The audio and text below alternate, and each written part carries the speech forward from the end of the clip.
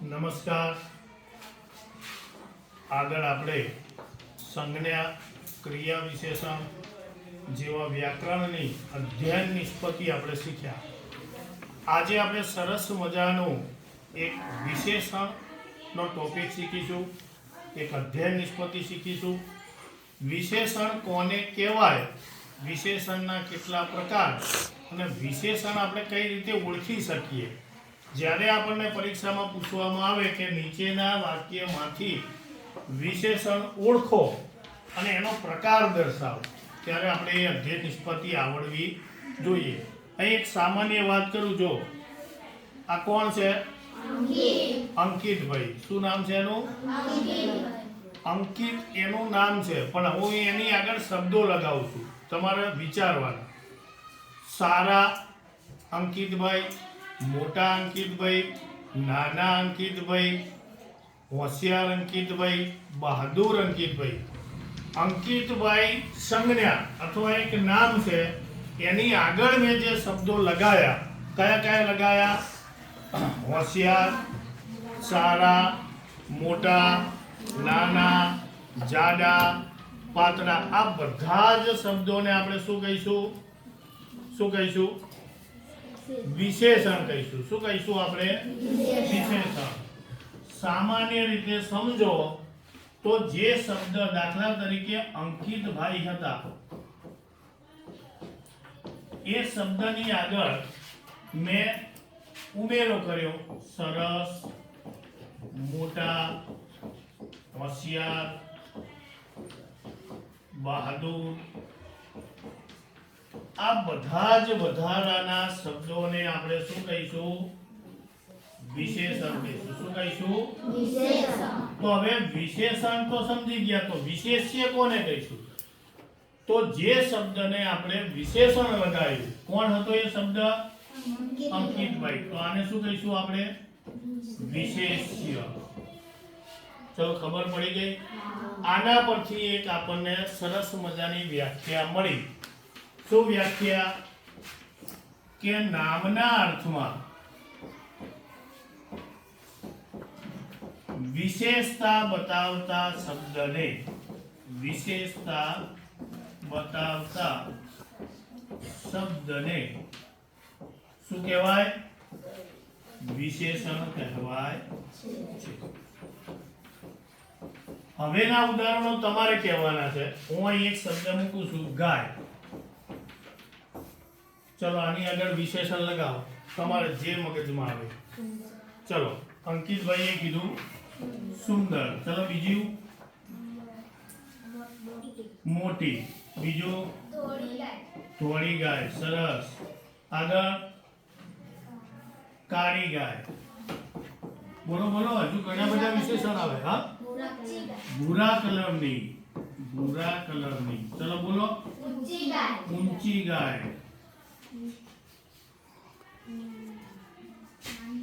તોફાની આવે. આવે ને, ઘણી ગાય દૂધ નથી એ દેવા દીધી, તો એને આપણે શું કહીએ છીએ?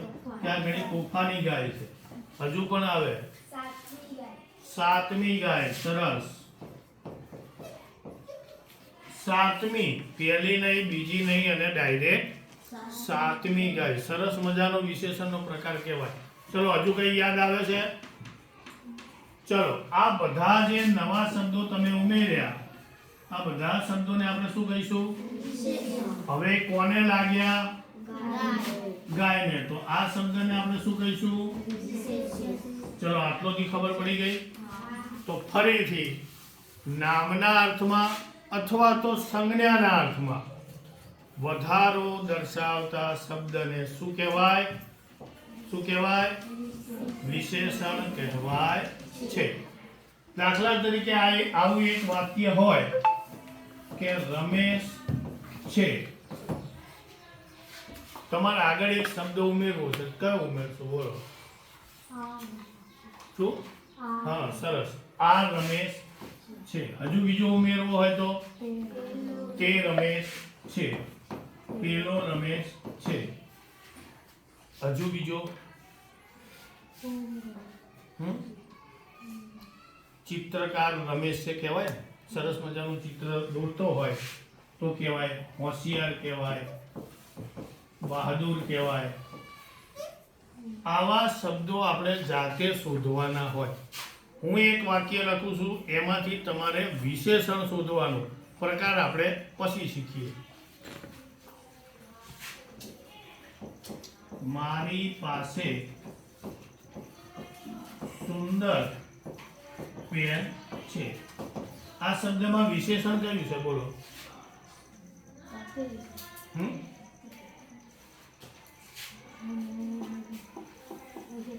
સ્ટોપ.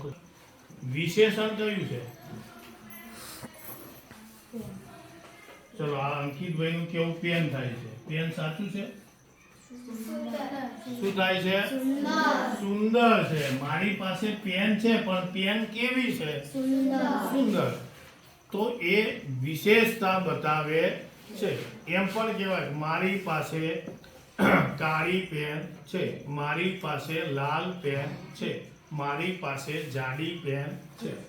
આવા જે વધારાના શબ્દો હું ઉમેરું છું, એ તમામ શબ્દોને આપણે શું કહીશું? વિશેષણ. હવે આપણે વિશેષણના પ્રકાર જોવાના. વિશેષણ શું એ તો આપણને બધાને ખબર પડી ગઈ, બરોબર ને? પહેલો પ્રકાર છે આપણો ગુણવાચક.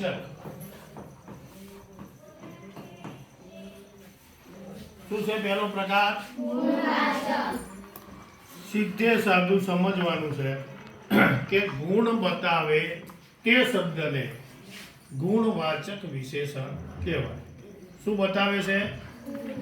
આ વિશેષણની અંદર માત્ર ને માત્ર આપણને ગુણ બતાવે એ શબ્દને ગુણવાચક વિશેષણ કહેવાય. ગુણ દર્શાવે તે ગુણવાચક.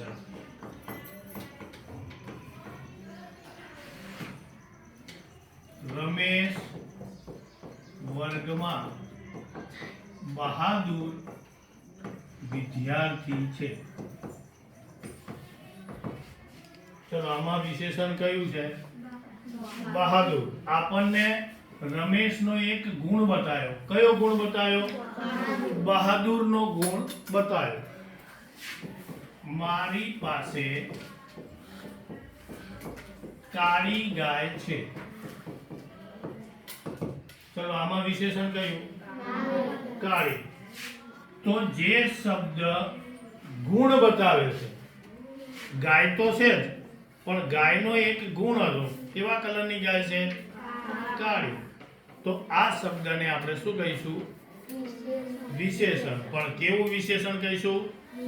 ગુણવાચક વિશેષણ. બીજો પ્રકાર છે આપણો સંખ્યાવાચક. ચલો, આના આધારે તમને ખબર પડી જવી જોઈએ આ સંખ્યાવાચકની વ્યાખ્યા શું થાય, શું બતાવવું જોઈએ. બોલ વૈશાલી. સરસ. શું બતાવે? સંખ્યા બતાવે તે સંખ્યાવાચક. મારી પાસે 15 પેન છે. કયું વિશેષણ થશે? 15. મારી પાસે 5 પતંગ છે. કયું વિશેષણ થશે? 5. ખબર પડી ગઈ? બે પ્રકાર આપણે જોયા. કયા કયા? ગુણવાચક અને સંખ્યાવાચક. ગુણવાચક વિશેષણ આપણને શું બતાવે છે? ગુણ બતાવે છે. શું બતાવે છે? ગુણ. સંખ્યાવાચક વિશેષણ આપણને શું બતાવે છે? સંખ્યા. ત્રીજો એક પ્રકાર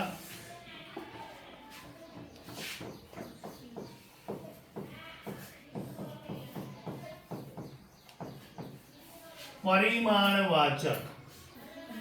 શું થાય પરિમાણવાચકનો અર્થ? જેને આપણે એમ કહીએ, આપણે કોઈના ઘેર જઈએ એમ કહીએ ને, ચા પીશો? તો કે હા, થોડીક જ મૂકજો. કહીએ છીએ થોડીક જ ચા મૂકજો. આ જે શબ્દો છે એને આપણે પરિમાણવાચક અથવા જથ્થાવાચક વિશેષણ પણ કહી શકાય. દાખલા તરીકે મને થોડું દૂધ આપો. ચલો આમાં વિશેષણ કયું? થોડું. શાકમાં જરાક મીઠું વધારે છે. જરા. ચલો ખબર પડી ગઈ. ગુણવાચક, સંખ્યાવાચક, પછી પરિમાણવાચક. બીજું છે દર્શક વિશેષણ. તમે પેલા ગાય વાળા ઉદાહરણમાં બોલ્યા હતા. દર્શક એટલે શું? જે બતાવવાના અર્થમાં વપરાય એ શબ્દને આપણે દર્શક વિશેષણ કહી શકાય. દાખલા તરીકે રમેશ છે, પણ કયો રમેશ? તો તે રમેશ, પેલો રમેશ, આ રમેશ. આ બધા જ શબ્દો આપણને ચોક્કસ રમેશની ઓળખાણ આપે. માનો 4 વિપુલ નામના છોકરા હોય, આપણે કહીએ કે વિપુલ હોશિયાર છે, તો કયો વિપુલ? તો શું શબ્દ વાપરવો પડે? કે આ વિપુલ, પેલો વિપુલ, અથવા તો તે વિપુલ. આવા શબ્દોને આપણે વિશેષણના દર્શક વાચક વિશેષણના અર્થમાં મૂકીશું. આગળનો મુદ્દો 2 મિનિટ ઉભા રહેજો. ક્રમવાચક વિશેષણ. આમાં આપણે ભૂલ થાય છે. એક સંખ્યાવાચક વિશેષણ અને બીજું ક્રમવાચક. આ બેને સમજી લો. સંખ્યા બતાવે તે શબ્દને શું કહેવાય? સંખ્યાવાચક. અને ક્રમ બતાવે તે વિશેષણને શું કહેવાય? ક્રમવાચક. કઈ રીતે ક્રમ? વૈશાલીબેને ઉદાહરણ આપ્યું હતું ગાયમાં. કઈ ગાય કીધું હતું એમને? 7મી ગાય. કઈ ગાય? 7મી ગાય. અહીં આપણને ગાયનો ક્રમ બતાવ્યો કે પહેલી નહીં, બીજી નહીં, પણ 7મી ગાય. અહીં હું એમ લખું છું કે વિપુલ 5મા નંબરે પાસ થયો. ચલો આમાં કેવું વિશેષણ છે? 5મા. આ 5મા નંબરનું વિશેષણ કયું વિશેષણ કહેવાય? ક્રમવાચક. કયું કહેવાય? ચલો આમાં રમેશ હંમેશા પ્રથમ નંબરે પાસ થાય છે. શું આવશે આમાં? હા, હંમેશા આવશે. શું આવશે? પ્રથમ. અહીંયા રમેશનો ક્રમ બતાવ્યો કે પાસ તો થાય છે, પણ હંમેશા કયા નંબરે પાસ થાય છે? પ્રથમ નંબરે. એટલા માટે આને શું કહેવાય? ક્રમવાચક. બીજો એક વિશેષણ છે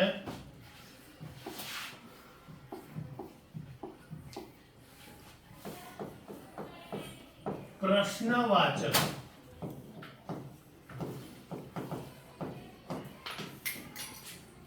પ્રશ્નવાચક વિશેષણ. જે શબ્દ પરથી પ્રશ્ન પૂછવામાં આવે એ શબ્દને પ્રશ્નવાચક વિશેષણ કહેવાય. દાખલા તરીકે આપણે એમ કહીએ વર્ગમાં કયો બાળક હોશિયાર છે? ચલો આમાં વિશેષણ કયું આવશે? કયો.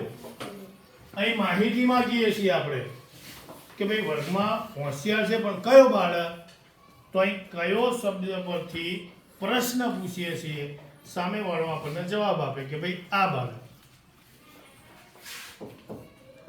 વર્ગમાં કોણ કોણ વાંચે છે? કયું આવશે આમાં? કોણ કોણ. અહીં આપણને પ્રશ્ન પૂછવામાં આવ્યો કે વર્ગની અંદર કયા કયા બાળકો અથવા કોણ કોણ વાંચે છે, તો એના આધારે આપણને માહિતી મળે કે આટલા બાળકો વાંચે છે. બીજો એક વિશેષણ છે વિશેષણનું પણ વિશેષણ.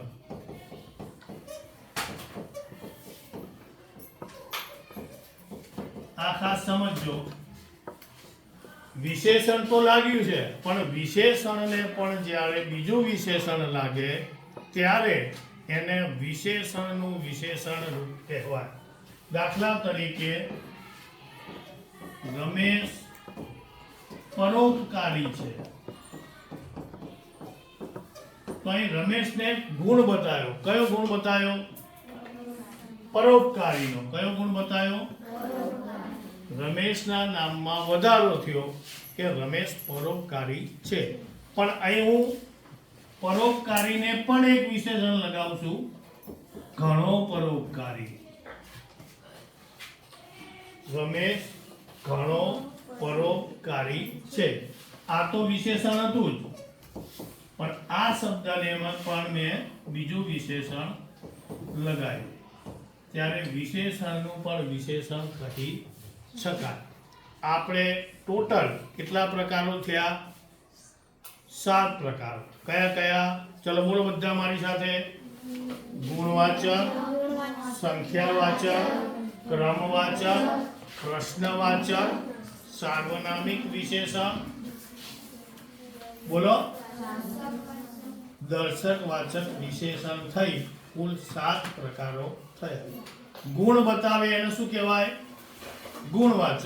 સંખ્યા બતાવે સંખ્યાવાચક. દર્શક બતાવવાના અર્થમાં થાય એ દર્શકવાચક. ક્રમ બતાવે તે ક્રમવાચક. વિશેષણનું પણ વિશેષણ લાગે ત્યારે એને શું કહેવાય? વિશેષણનું વિશેષણનો પ્રકાર કહેવાય. હવે આપણે વિશેષણનું જે ગીત બનાવ્યું છે એ આપણી સ્કૂલના ભાષા શિક્ષિકા પાઠક જાગૃતિબેન એ તમને સરસ મજાનું ગવડાવશે. એ ગીત તમે પાકું કરશો એટલે વિશેષણના બધા જ પ્રકારો તમને આવડી જશે. જાગૃતિબેન.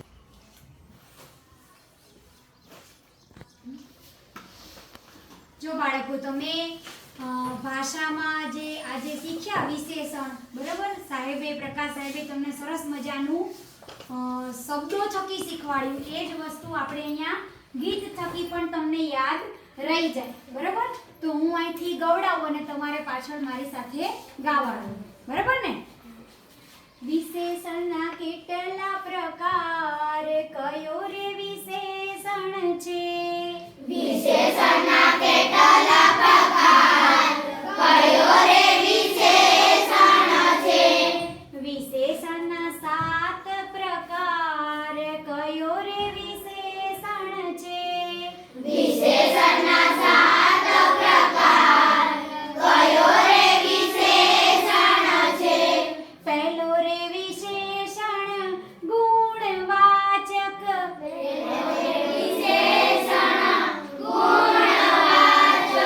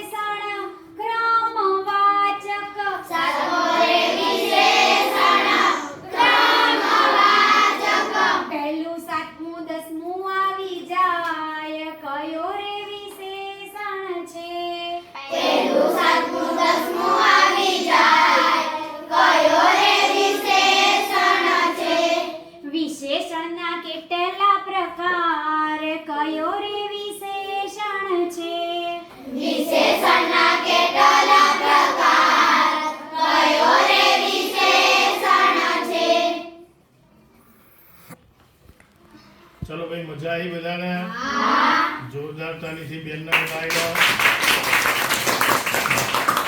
આજે આપણે જે વિશેષણ જોયા અને એના પ્રકાર જોયા એની આપણે કાલે ટેસ્ટ લઈશું. બધા તૈયાર? તો શું તૈયાર કરીને આવવાનું છે? વિશેષણ તો તૈયાર કરવાનું જ. હવે એ તો તમને ખબર પડી ગઈ કે ભાઈ વિશેષણ કોને કહેવાય, પણ ખાસ શું તૈયાર કરવાનું કે આપણને કોઈ શબ્દ મળે તો એનો પ્રકાર કયો છે એ આપણને ખબર હોવી જોઈએ. દાખલા તરીકે મારી પાસે 25 પતંગ છે. ચલો આમાં વિશેષણ કયું આવ્યું? 25. તો એને કયું વિશેષણ કહેવાય? કયું વિશેષણ કહેવાય? સંખ્યાવાચક.